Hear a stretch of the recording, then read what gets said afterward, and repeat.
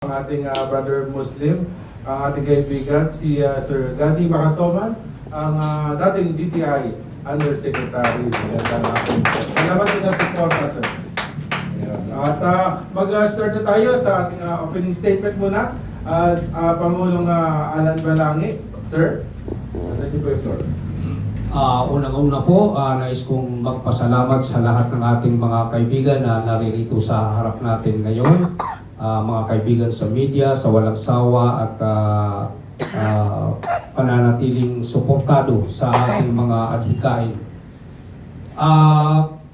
Nais ko rin magpasalamat sa ating mga kasamaan dito sa entabladong ito dahil ang alam ko nanggaling pa itong tatlo nanggaling pa ito sa Mindanao. Yung si Imam, nanggaling yan ng Pampanga. Una-una po, bigyan ko muna kayo ng kunting background ng One Bangsamoro Movement. Ang One Bangsa ay isang federation type of organization na ang scope nito ay national. Maraming multi-sectoral group at individual ang kasapin nito. Ang One Bangsa ay nabuo ito noong 2008, noong maunsyami yung pagpirma ng isang napakahalagang kasunduan na tinatawag na Memorandum of Agreement on Ancestral Domain. Alam naman po natin na after noong hindi matuloy yung signing ng naturang inaasahang kasunduan noong 2008, ay sumiklab yung kabuluhan o yung gera dyan sa Mindanao na naging dahilan ng paglikas ng almost 600,000 na mga IDPs o mga evacuees. So doon nabuo itong One Bangsa para tugunan yung mga katanungan, para susugan yung mga advokasya, para bumalik sa negotiating table yung Government of the Republic of the Philippines at saka yung Moro Islamic Liberation Front. Binabanggit ko po ito para magkaroon tayo ng idea kung saan nagsimula o paano nabuo itong One Bangsa.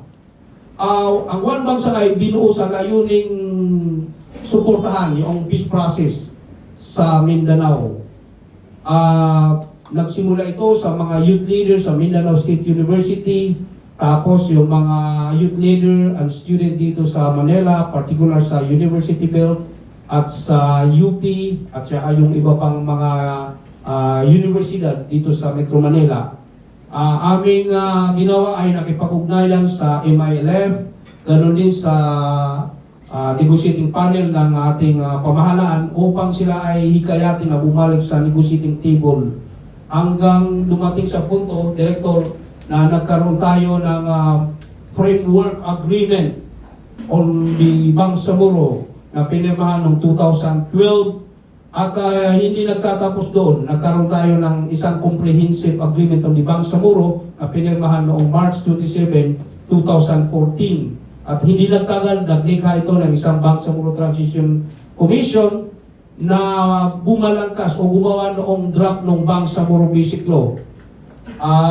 Sa kasamang palad na time, hindi na ipasa yung BBL, pero sa pag-upo ng isang taga Mindanao sa katauhan ni former President Rodrigo Roa Duterte, kami ay pinalan na magkaroon ng paglagda o pagtuldok ng kabuluhan dyan sa Mindanao sa pamamagitan ng pagpasa ng isang napakahalagang batas. Ito ay kung tawagin ay yung Republic Act 11054 o better known as Bangsamoro Organic Law, BOL, na naglikha nitong Bangsamoro Autonomous Region in Muslim Mindanao na aming tinatamasa dyan sa Mindanao, particular sa BARM.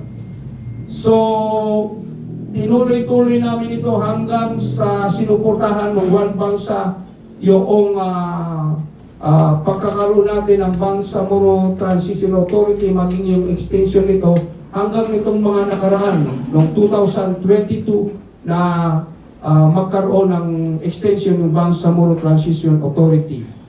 So ngayon, nais kong balikan yung komposisyon na sinasabi ko ng One Bangsa.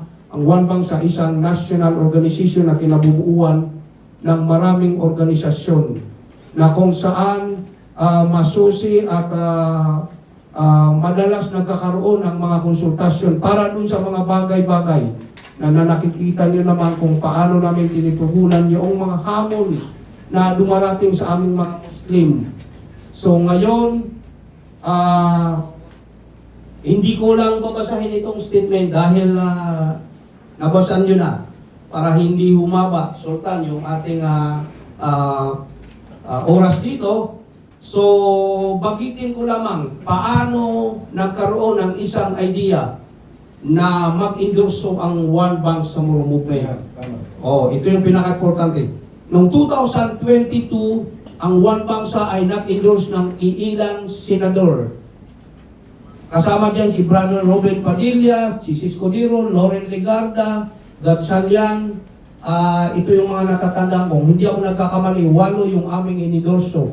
6 mula doon sa 8 ay naupo, senador.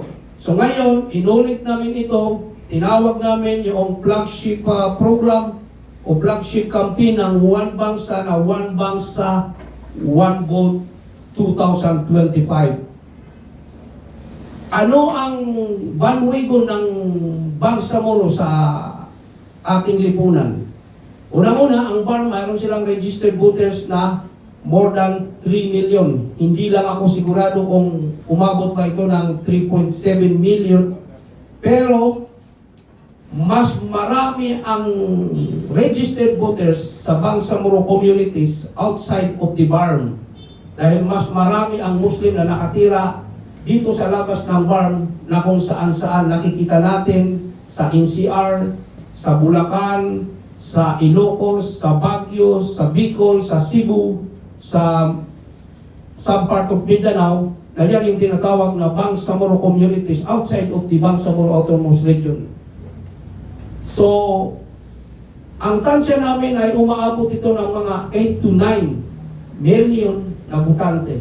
Kaya marami o malakas yung aming, kumbaga, boto pagdating sa eleksyon. Kaya kami nagkaroon ng isang idea, ikayatin yung aming mga kababayan na magkaisa, bumoto ng tama, bumoto ng nararapat. Ibig sabihin, iboto lamang yung mga nakitaan natin ng malasakit, nakitaan natin ng sinserong pakikitungo, nakitaan natin ng tunay na suporta para sa mga Muslim. Lalong-lalo na yung suporta sa comprehensive di Bangsamoro, yung comprehensive agreement ng di Bangsamoro na umiiral ngayon, na ating, kumbaga, sinisimulan pa lang natin sa pamamagitan ng BARM. Nakaka5 taon pa lang tayo. Ito ay napaka-fragile, kumbaga. Kaya kailangan ng ating mga pipiliing mga legislator, particular yung mga senador, na sila ay maging mapalalima doon sa espiritu ng comprehensive agreement ng di Bangsamoro. Para ito ay pahalagahan, para ito ay suportahan at hindi wasakin. Yun ang aming punto. Yung aming pagpili ng aming mga endorso na nababasa nyo diyan sa mga hawak-hawak ng press statement ng One Bangsa ay dumaan sa mahusay na konsultasyon. Dumaan sa masusing dialogo doon sa mga komunidad na kung saan naroroon yung mga Muslim. Mula Sulu hanggang Apare, kami ay nakipag-usap, nakipag-ugnayan sa kanila. Nilaunch namin yung One Bangsa, One Vote noong December 4, 2004. Nakailang buwan na. Ganong katagal yung proseso namin bago namin ihayag ngayong araw na ito yung aming 10 i-endorso ng mga tumatakbong senador. Hindi ko na bambagitin kung sino sila dahil naririyan sa inyong mga hawak-hawak na press statement. Pwede pakibanggit para sa TV. Pwede pakibanggit yung Just for the record, mas maganda at least isa-isahin natin. Ay, ganun ba? Kasi nasa Mapangalanan yung mga Para sa video. sinusuporta natin.